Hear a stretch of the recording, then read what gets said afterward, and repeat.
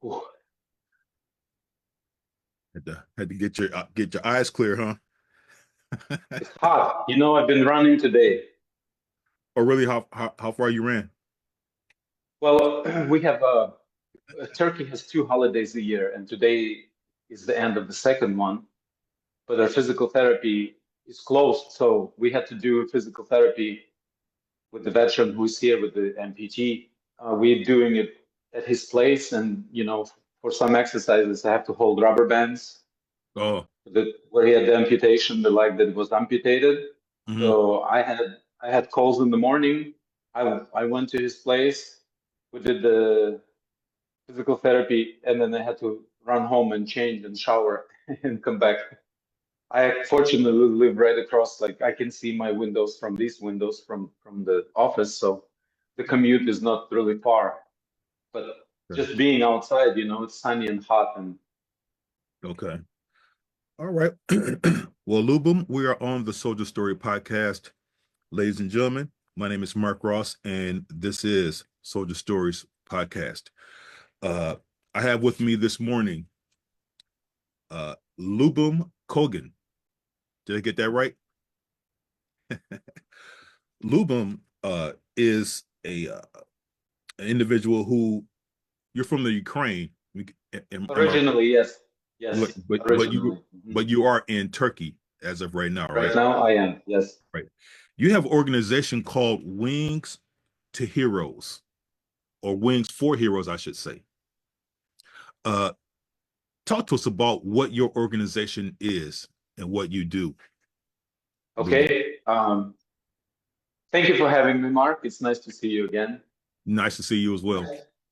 Thank you. It started as an idea. I am a paragliding pilot. I fly paragliders. For those who don't know what those are, it's basically the plastic bag with a lot of strings, and you wear this little backpack and you're hanging thousands of feet above the air.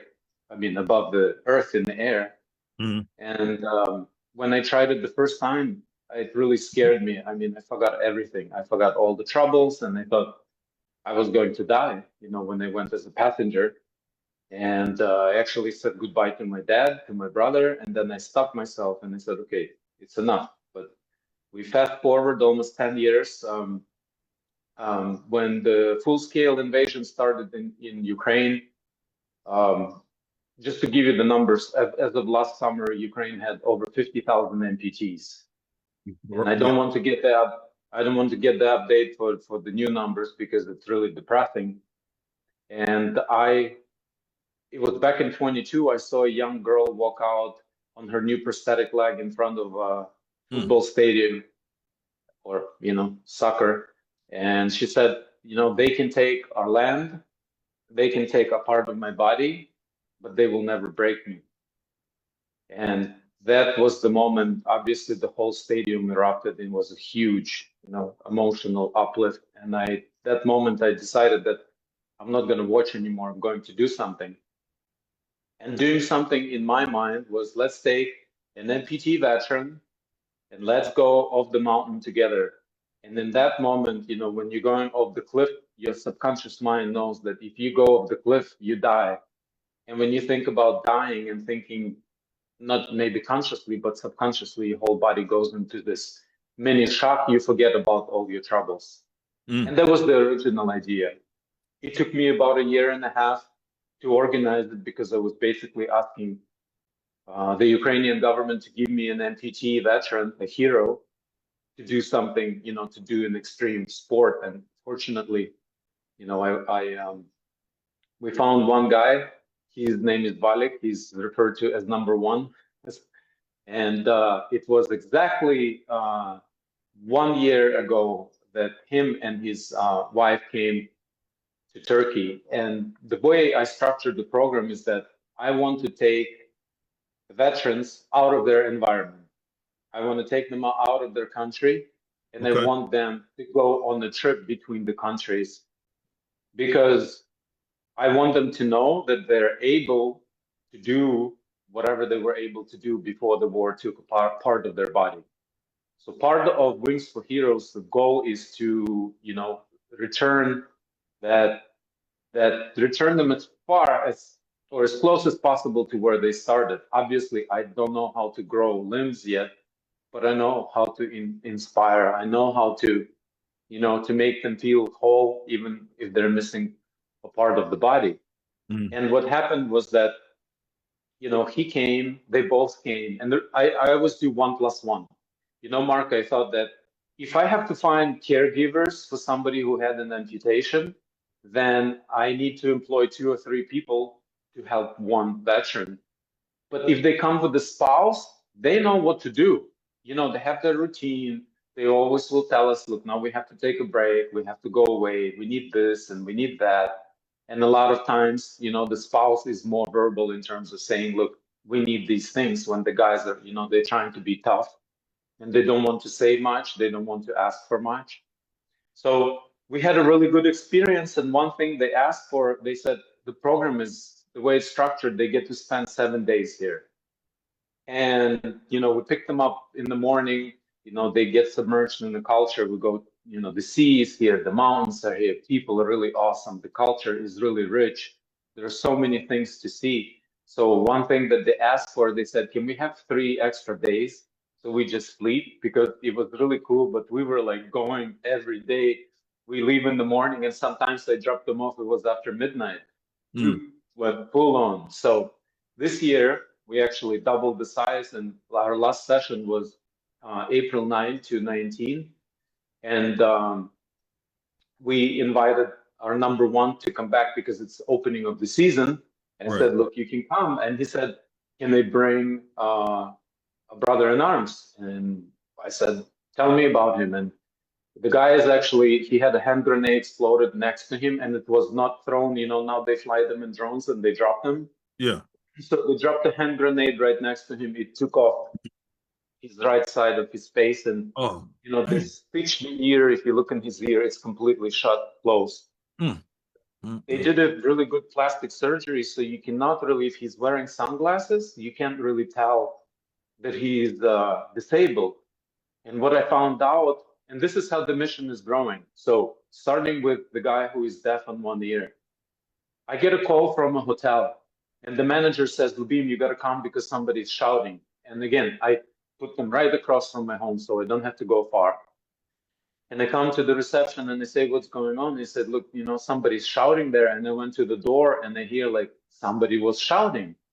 So I called them. They said, no, we're just having dinner. They sent me a picture. They're sitting at the table.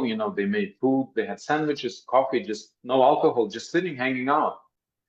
And I said, okay, you guys got to be quiet. And I am walking away from their administrator, and then I realize he's deaf. That guy is deaf on the right side. So if somebody's standing on his right, they have to yell loud enough that he can hear it on his left ear. And I go back to the administrator, say, hey, look, listen, I'm sorry, I forgot to tell you. And I didn't even think about it. He's deaf on one ear. So if you hear shouting, it's actually, they're standing on the right side of him. And they have to be loud enough so his left ear picks up. So sometimes they need to raise the volume. And he felt really bad about it. And he said, why didn't you tell me? I was excuse me. So I would have been able to tell our guests, sorry, but it's just the situation. So what I'm finding out, Mark, is that these guys and girls, they have special needs, and our society has no clue. And I had no idea, even though I organized the whole thing. I just couldn't think about everything up front and tell everybody everything up front. So as we move forward, I find out that guy, he spent almost 3 years at zero. And even after he had the hand grenade explosion, they stitched him up and he went to fight again. He went back, and he was just discharged less than 2 weeks before he came to Turkey. And I asked him, have you had any psychological treatment? Have you talked to a psychologist or a specialist? And he said, no. Well, the only thing that he wanted to do was to stay inside and drink.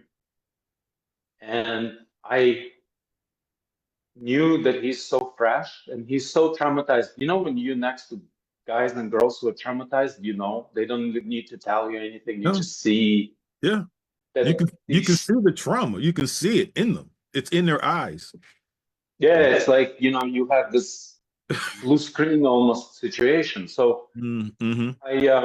I asked him to come out for breakfast because we had a breakfast where all the volunteers came, and I had to say some things about how,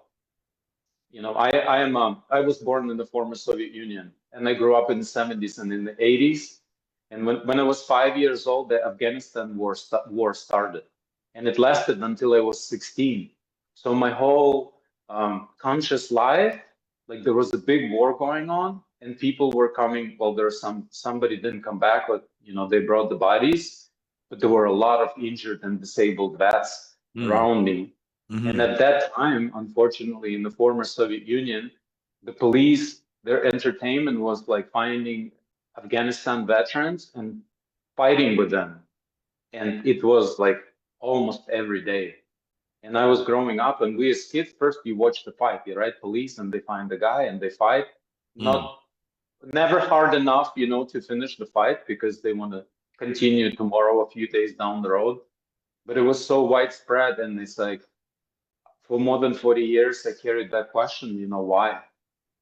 And it was until this year I was only able to answer, like, why was the system that sent them to like die and like become disabled? Why is it punishing them when they came back?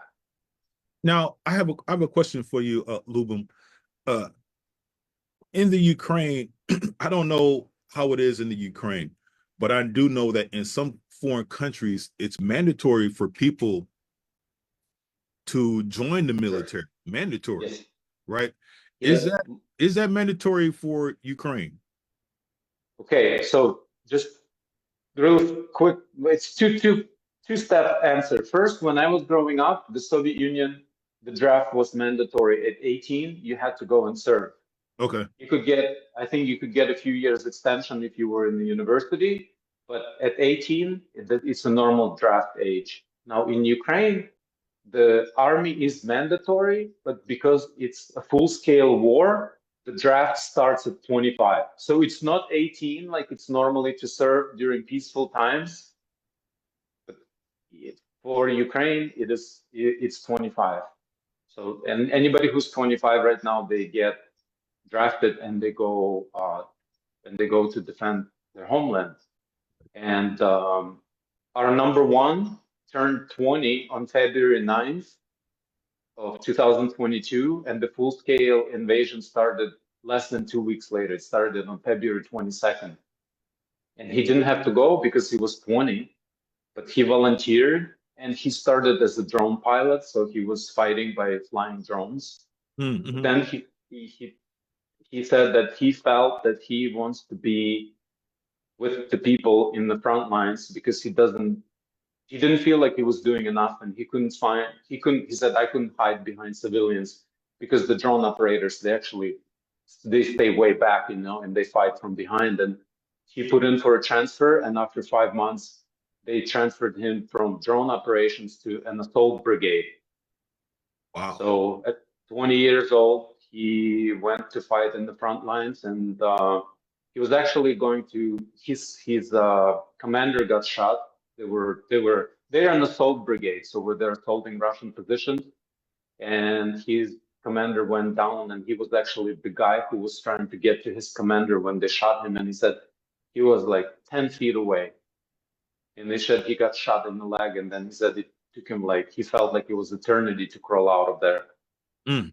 He put the tourniquet on. He said he started Yeah. turning, and he said, I feel like I'm losing blood, and Yeah. he put on the tourniquet, and he actually made it out. Mm-hmm. But Mm. here's the it's a 20-year-old. So I found out that the guy who is deaf, he needs some psychological treatment. And what I was saying is that when we went for breakfast, we were in a nice place overlooking harbor, and they have this metal roof over the restaurant. Like it's all glass and it's covered with metal, and it started raining, and everybody's enjoying, this rain on the roof because it's relaxing to us, right? And they see him, he's going like this, and he's going like this. He's going into chair, and he's going almost he's under the table, and I see that he's super uncomfortable, and I go, look, you can go outside, but and I'll call you when I'm going to, when I'll have my speech, just come in for that. And after that, I told him, look, you don't need to do anything. If you want to stay inside and drink or whatever, you are excused from all the activities. I will, I set up group chats and I messaged what we were doing and at what time. I said, you will see the messages coming in. And if you don't show up, I know that you are doing what you can do and it's okay. And if you ever want to join, just show up. Don't say anything. And the next day we had a photo shoot. And he actually came out.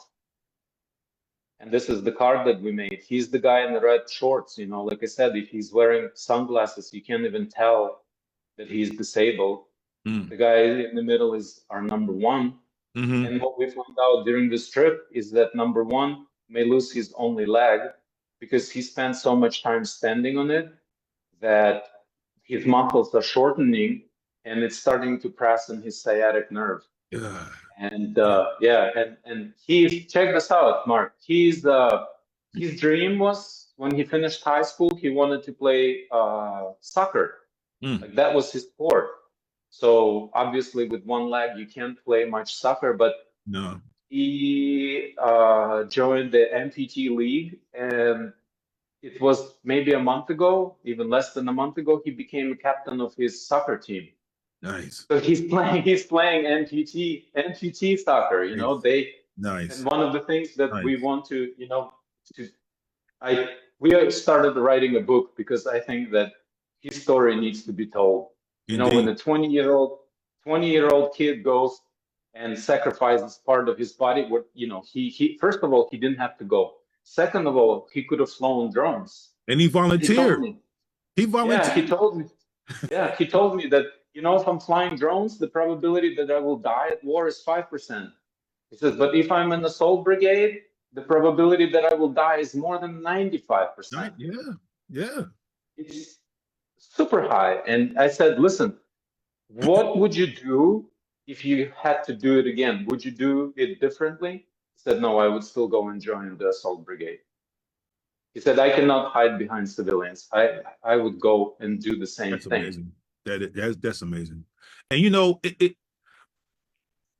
you got me thinking too, Lyubim, about when you talk about trauma and how people there are dealing with it or not dealing with it. It makes me wonder what is the delivery of mental health services like in the Ukraine? Because as Ukraine has this picture of being a war-torn country and a country that's that's been going through strife for decades, and you've illustrated that because you said it yourself. You grew up in that mess. You grew up in that. So yeah, what is the landscape of mental health therapy, counseling, whatever you want to call it, to help people in the Ukraine? What is it like? Okay, let's start this answer by visiting the country that provides the most for the veterans, which is the United States. I think the best way, like the best explanation that I've heard, and I've heard it more than once from the veterans, they're saying, I survived the war or I survived a war, but I'm not sure if I can survive the red tape at the VA. That is what I get from Americans, okay? Yep. And we have the strongest programs, support system, departments, a lot of people are working. But the person who needs help is traumatized. And when the person is traumatized and the person is hiding away from everybody, from people, from outside, I know veterans that when they have PTSD attacks, they need to be rolled in the rug, and they ask me, roll me in the rug and stuff me under the bed or under the couch, because that's what gives them the relief. Now, if we go to Ukraine, it's the country that was the second poorest country before the war started in Europe. Now it's probably most likely the poorest country. It's being bombarded. In Europe. Yeah, in Europe. So it's being bombarded by the Russians every day. And you see the images. They're not hitting infrastructure now, they're hitting civilian apartments. They hit the biggest children's hospital in Kiev. They are just going crazy. They're just firing into civilians area massively. Now, Ukraine is trying to survive and not disappear under all these attacks from a much greater power. It's not only the size power, it's also the economic power, because Russia is a superpower. They have so many natural resources. Sure. And Ukraine does not. Ukraine has Sure. wheat. Sure. Ukraine has farmers. They have nothing but. And if you look at price of wheat, it's been like lowest. Probably we are hitting multi-decade lows. So Ukraine is trying to protect civilians and people who are trying to live in the war zone. And for the veterans, I'm going to speak specifically about these guys, but we can go and apply it to everybody else. The guy in the red shorts had a hand grenade explosion. He's deaf. He had 0 psychological treatment. The guy in the middle lost his leg. It will be 2 years in June. He had 0 psychological treatment. Not one time. When I found out that, Mark, I just want to say, I'm always about looking for solutions. I went to a psychologist and they said, can you please come join us? We had one day where we took our heroes to a village, so they could see local people. It was a really nice day. And the psychologist got to hang out with these guys and talk to them. And she left that meeting traumatized. She could not believe how the amount of suffering that they're going through. And I said, look, I cannot pay you right now, but let's say the program is running. I need to get this program going all the time, because if I do these little sessions, they're super expensive. But if it's going all the time, I can rent a house, and I don't need to be in a hotel, and it solves a lot of issues. So I said, will you work like with all our veterans, with the veterans that I bring, can you work with them? We'll just agree on some like fixed price. Like I cannot pay you by hours and I cannot ask you to volunteer, but can we work something out? And she said, you know what? I see what you're trying to do and I see how hard you're working. So I will not only work with your veterans, I will work with their spouses because they need a lot of help. Yeah. They are the girls who have to pick up a drunk guy every single night and deal with the end of the night. Yes. Yes. So now I have a psychologist who works. She's still, the women who came with the guys, they're still on the phone. They're still working. The guys are, they're tough. They still need a little bit of massaging to get to the therapy, but the girls are working and they really, so, it started with the idea to let's scare them to death so they forget that they don't have legs, to I have a psychologist. We have a physical therapy right now. Our number one is back here, and we're going to save his leg, Mark. He's 23 years old. And the reason, I keep this card is because when we finished the session and found out that he needs therapy for 1 month, he had to come back for 1 month the next month. He had to come back in May. This is April. And I told him, look, I'm going to bring you back. And I had no idea how I'm going to bring him back. But that night I went to the print shop. It has the back of the card and it says why we're here. It said number one must begin a 30-day physical therapy program in May of 2025 to save his only leg. This is not charity. This is a second chance, not just for them, but for all of us. You are not holding a card. You're holding a promise that was kept. I didn't know how I was going to do it, but I printed and I put it out. This is the promise that was kept. And when people ask me about my achievements, and you've seen that I've worked really hard all my life and I've accomplished some things. One of the biggest accomplishments in my entire life was keeping the promise that I will bring him back here for 1 month. Because I told myself, if I cannot save a 23-year-old kid's leg, then this whole program is like a Mickey Mouse, It's not real, it's fake. But he's here, Tomorrow we are adding pool. We found the coach. He's gonna get coach. We got a stationary bike into his apartment. We got him on the bike. When I told you about restoring dignity, remember we had this brief discussion. I am a civilian, right? I've never went to war, but I see how I think the men who protect us, the veterans, Yeah. this is like the light on this planet. Like you're the light that is not letting the darkness to come and take over, and they want to come and take over forever throughout history. The bad dudes wants to come and with force take away from people who have something. So it's always east moving to the west, and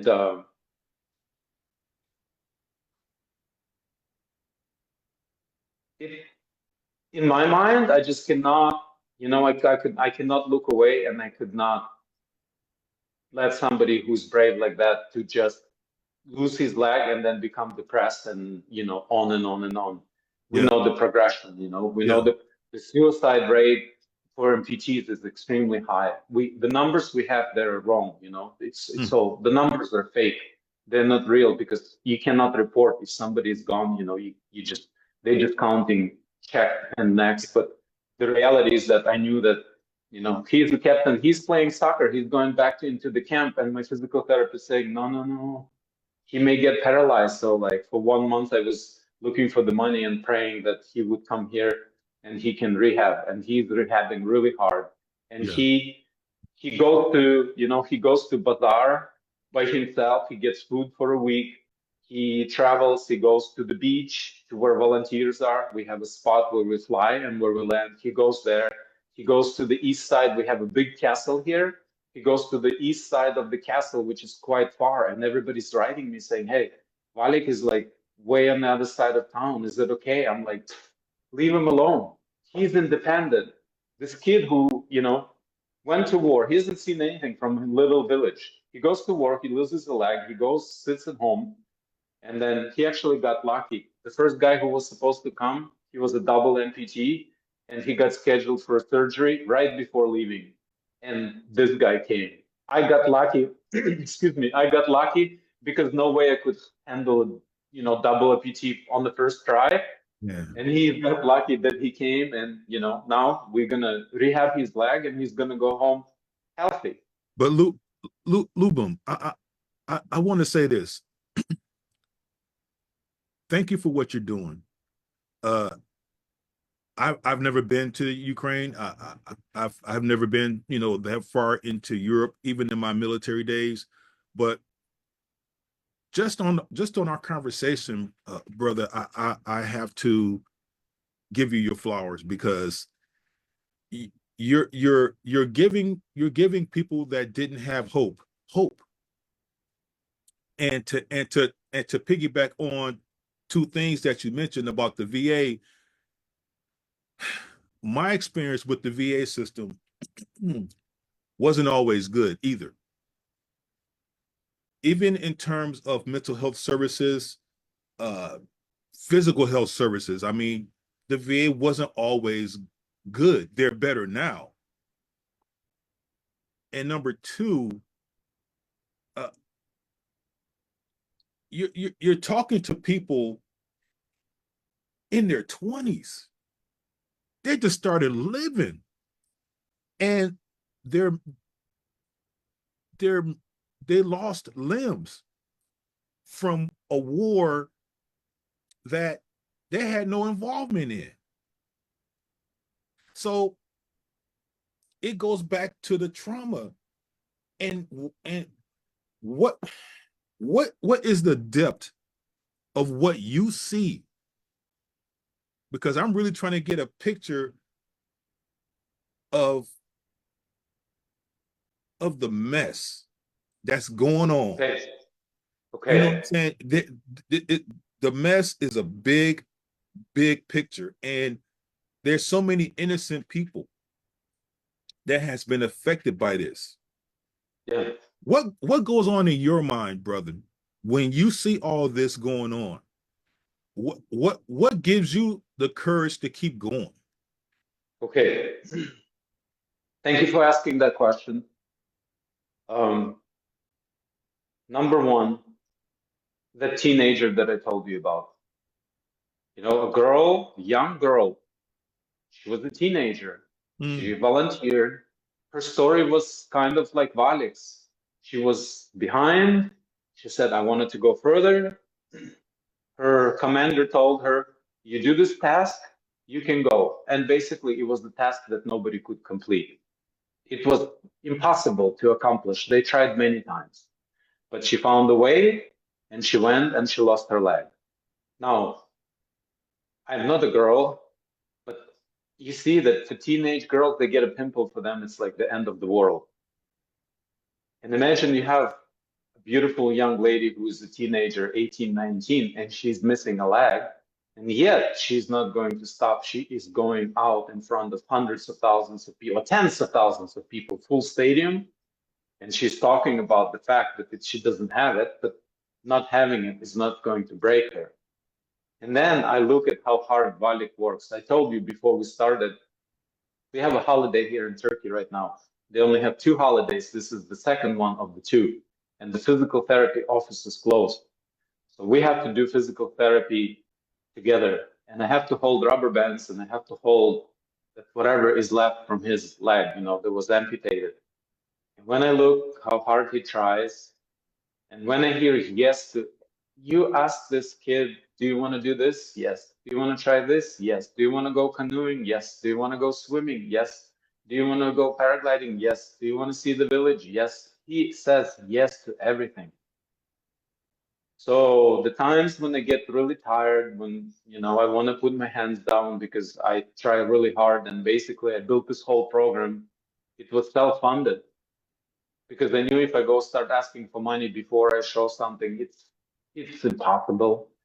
I knew that if I go to the United States and I try to organize it, it will cost me hundreds of thousands of dollars and years in attorney fees to set something up where I can take veterans and, you know, start sending them, MPT veterans or disabled veterans, and start sending them off the cliff. It would take a long time. But here I had a chance and I did it.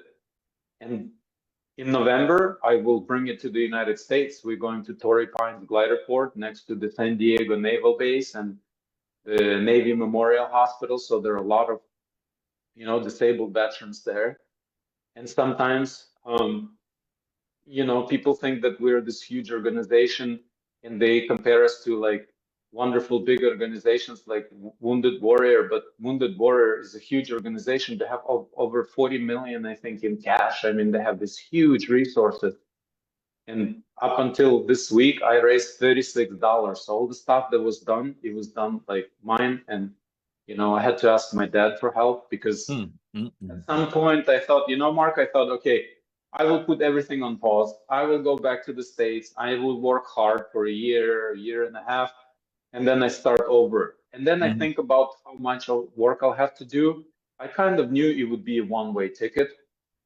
So I decided not to go back and not to make money and self-fund for the rest of this mission and actually go out and start talking to people who would want to hear about what I'm doing. But the days and nights when I run out of energy, I just think about them. You know, like they have no choice. And honestly, nobody's really doing anything after they get their prosthetics. Once they get fitted, once they go through the rehab, it's bye-bye. There is nothing. Yeah. So, you know, if it was 50,000 NPTs last year, they may be pushing 100, maybe there are more than 100. So the scope of this math, you have a young population that's being exterminated. And if they're not exterminated, you know, they're handicaps, they're just invalids, you know, they're really, they cannot hear, they cannot see, they cannot walk. And the worst thing is that it's the country of war, so they really have no future. Now, here is the cool thing, and I think this is something that you will really like. The guy who wanted to sit inside and drink, after I told him, you don't need to drink, you can stay and drink, you don't need to do anything, he started coming out for everything. Now, he was really bitter when he was thinking about the fact that, but this will end in 10 days and I have to go back. He was so traumatized that I decided that he should not fly. You know, no paragliding because it could be too much. it's a good thing, but he just came back less than 2 weeks from fighting, and it could have gone anyway, either way. So if we have some issue in the air, and plus he has this balance in ear pressure, so we have to be super careful with him. And I said, you know what, the weather is really bad, the seasons are changing, it's not flyable, so there will be no flying on the strip. And they canceled it. My Lubum. excuse was the weather. Oh, Yes. go ahead. I'm sorry. Go ahead. So basically, he goes home, Mark, and he stops drinking. We message. I said, hey, how are you doing? He says, you know what? I went 1 week without drinking, and I'm checking into the VA hospital. Right now, as we speak, he is in the VA hospital, and he's doing that because he wants to come back here. He wants to see all the volunteers. The guys just love him. They spoil them. You should see. Nice. Turkish people are awesome. They're really warm-hearted. And he Nice. wants to fly. So I had a guy who didn't want to come outside and wanted to drink himself to death. He's trying to stop. He has a reason. I gave him a reason to stop drinking, man. Bless your heart, brother. Bless your heart. I wonder what the suicide rate is in the Ukraine. I can share with you what I'm learning from. I'm asking on the individual basis. I think it's the rate of alcoholism is just insanely high, and that's the slow suicide that everybody's suffering. They're suffering, families suffering, the whole country's suffering because there are so many of them. But I asked number one, and I said, look, you were like, how was it? Like, did you ever think about suicide? Did you ever think about ending your life? And he said, he woke up in the hospital. He said, he was trying to lift the blanket. It felt like a concrete, like a concrete block on him. And he said he lifts it, he looks, there is no leg because, they tried to save it. His artery got caught, so they take an artery from the healthy leg and they try to put it into the one that was injured just to start the blood flow. And if it doesn't work, then they amputate it. So he's out, they're keeping him on heavy narcotics. And he said he looks at it, he knows it's gone. And when he came back to consciousness, he said he thought about it, but he said immediately he started talking to himself. He said, look, this is the thing. You're not going to have your leg. It's not coming back. This is how you have to live. If you want to live, you got to learn. And he said for 2 or 3 weeks, that's the conversation that he was having with himself every time those feelings and thoughts came up. So I think maybe all of them think about ending life, maybe, but definitely a very high percentage. And taking numbers from the statistics, they say for every one dead person, there are 4 injured. That's the numbers that they're showing. But in reality, those numbers are not true because if you are near an explosion, I think it's this called contusion. When it really shakes you, and you may not have symptoms right away, and then they can come with time. Well, those numbers are not counted. So the real numbers, what I've read and what I see, is for every one dead, there could be 10 to 12 injured, not 1 to 4, but 1 to 10 to 12. Listen, I don't think I can look into suicide rates because I'm too sensitive for that, and when I heard the number of 50,000, to myself, I made this crazy dream. I said, I want to build an organization. And again, I'm not a charity. I'm running a mission, and my mission is to balance the scale. You guys, you want to protect us, and we didn't do anything, and we didn't do anything, and we didn't do anything. And my fear is that future generations may say, look, this is like, they will not follow through. So I'm not going to enlist, and I'm not going to fight, and I'm going to move somewhere else. I'm not going to protect. Well, then we have a very different issue. Then the bad guys have like, here, walk in, take whatever you want. So for me, it's, I want to be able to take care of them all. It doesn't matter. And I say, I'm a neutral. And the mission is neutral. It doesn't matter. There are no flags. There are no countries. It's like after they're done fighting, every veteran who is finished, you're finished. We all as society have to take care of you. Each country may be combining efforts, but I just, like I told you before when we met, I want to set an example. I am a civilian. I have things to do. I was affected financially by the war. I fortunately am an American. I can go back and I can work, right? And I can earn my living. But I had a chance to do something amazing. Yes, you I did. had the chance not to say, I told you you have a veteran in your area. His name is Jeremiah. Maybe he's listening. I met him at Walgreens and he told me this. He says, Lubim, when people say thank you for your service, I'm thinking, well, you can thank your teacher because we have to shoot back. And actually, somebody else was shooting at us. Mm. And I think he was an amputee because he had a really strong limb, but he Hmm. had long pants and they didn't get a chance to ask him that. So, I think we have, as a society, we made the contract. It's not a promise. They call it a promise, but it's even more than a promise. It's a contract. It says, look, you go, you defend me. If anything happens to you, Mark, or anybody who is standing next to you, when you come back, we take care of you.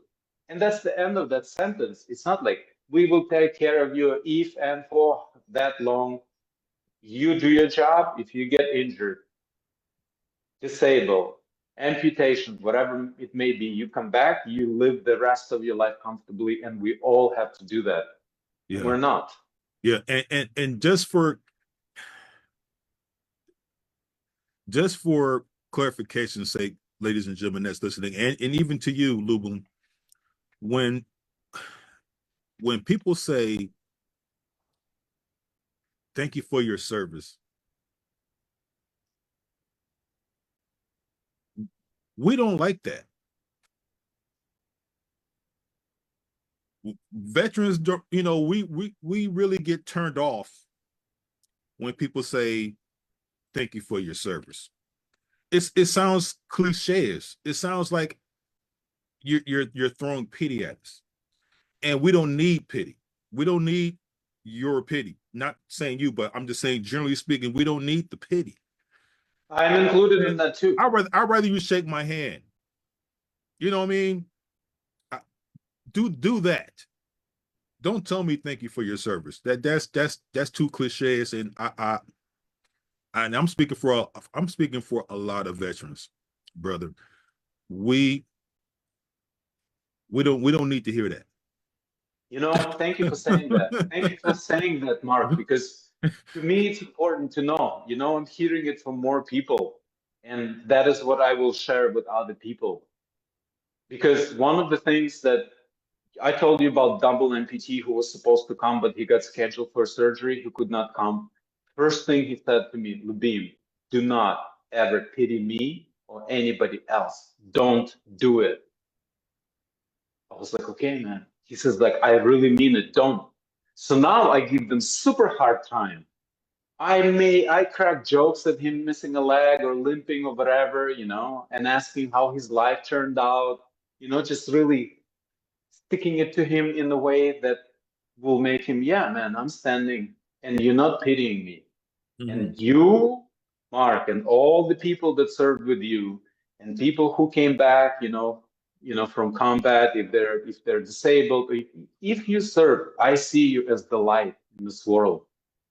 And we have to protect you because if that light goes out, then it's darkness everywhere. Then the war will be in, New York, Wisconsin, Chicago. It's just a matter of time. They'll come. They want all that stuff.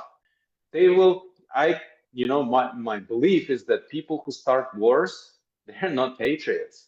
They're not brave. They're the biggest cowards who hide behind, their walls of the offices and the military and even some of them nuclear weapons, right? And they're willing to kill millions of people so they can stick a flag in their office. They will never go.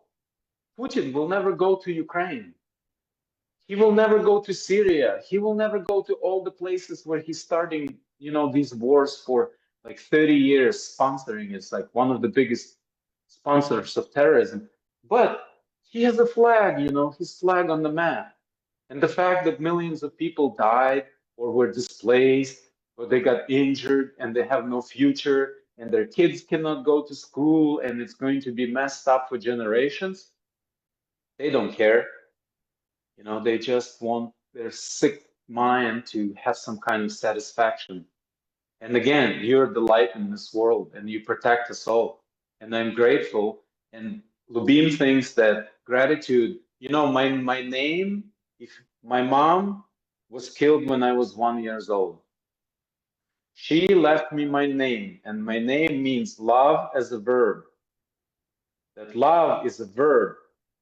And what I do is I take action, and it's saying, hey, thank you, Mark, for your service. I can do more. And we all can do more. You're right. We can. And which leads me to ask, is there anything else, or is there anything that in your future that you have planned for Wings for Heroes? Is there anything else that Yes, coming up? yes. November, I'd like to take it to the United States. I'd like to fly our veterans because I'm an American. I was born in Ukraine, but I consider myself an American because I spent, 24 years. I went to the university there. I trained for the Olympics in Lake Placid. I was married. I had a business. I got to write a book. I got to live this full, rich life. And I consider myself an American. And the reason I'm doing it here, because I knew it had to be started before taking it to the States. But the next big step, the next big goal is to be in November in San Diego. Yeah, that's the big one. And obviously, I would love to have it running 12 months out of the year that I can just bring veterans here. And oh, by the way, it's cheaper for me to fly people from the States and rehab them here. But it's not about the cost. It's about somebody who thought that they were disabled and the society rolled them out. And maybe on some level, they started, checking out too. I want them to know, look, you can cross the ocean. You can go to a foreign country where you don't speak to anybody, and you'll feel more welcome and more appreciated than you feel at home. Mm-hmm. So getting it to the point where we're running 12 months out of the year, not just doing sessions, 1, 2, 3, 4 sessions a year, and being in the States and then being everywhere. Because I think that when the war is over, when the uniforms come off, you may not be physically injured, but the PTSD and all the emotions that people go through, the best way to treat it is when we all sit on the beach and we enjoy the sunset and you feel you're part of this community. There's this camaraderie. There's these people who serve, who sacrifice, and then there are these people who don't even know them, but they are loving them and they're giving them their time, which is the most valuable asset that we have. So the goal is to be, of course, to be bigger and to be in more places than one. Amen. And to be in the States, to be in the States is a big deal because once I cross the ocean back home and I am there, then growing it within the United States will be a lot easier than anywhere else. Well, I can definitely say that an organization like yours, would be definitely helpful. And you mentioned Wounded Warrior, which is doing tremendous and phenomenal work in our country. And I would say that, hey, there's always room for more. Unfortunately, there is so much more room. Yeah. Yeah. Very true. Yes. And once you start doing this work, you see how much more. Mark, you have a community of veterans that you meet and you see how much help people need. But actually, this last winter, I went around the world. I just wanted to see for myself how different countries and societies, how they keep promises to their veterans. And it was really super sad everywhere. I think that the Pearl Harbor was the best place that keeps the memory. Pearl Harbor keeps the memory of war and how it was. But everything else is just posters on the wall. And a lot of people who qualify for that, they cannot even ask for it. And the ones who are asking for it are saying that it's so difficult. And, when you are a soldier, right, and they make you do paperwork, it's not what you normally do. Your job is to fight the bad guys, not to sit there and file paperwork so they send it to you and say, oh, look, you made a mistake here. You got to redo the whole thing. Send it in again. Wait, mistake here, miss this paper, miss that. It drives, I have an accounting degree, but that paperwork drives me nuts. And I can only imagine when you have PTSD or some kind of trauma to get through it. Mm. So yeah, you said something too that really struck a chord with me, that when you converse with people with PTSD and trauma, the camaraderie that you share with your brothers, that's important, because sometimes, and I'm not trying to say this to reject counseling, because I definitely approve of counseling and therapy, but sometimes, Lyubim, we just need to sit around with a bunch of brothers. Yes. And just talk. Yes. You did. We don't need to necessarily spill our guts to, about everything that happened, but it would be nice, maybe on a weekly basis, if men just sat back like we're doing. We're talking. We're expressing our feelings, and we're sharing love. Yes. I think that, and what you're doing, can be more of an impact than anything, especially to someone that's going through trauma. Yes. You're saving lives, essentially. I'm aware of that, You're Mark. helping I people see. rebuild. You're helping people rebuild their lives. Yes. And it starts with a simple conversation. That's it. We build from there. But you're doing the work, and you're getting these people together, and you're having these conversations with them, and you're making them feel comfortable, because that's something that they are missing, that comfortability to talk, to express themselves, right? Nobody's judging. It's all guys hanging out watching sunset. It was yesterday, Number one decides he wants to go to the beach. All the guys know that he's here. They all come to the beach.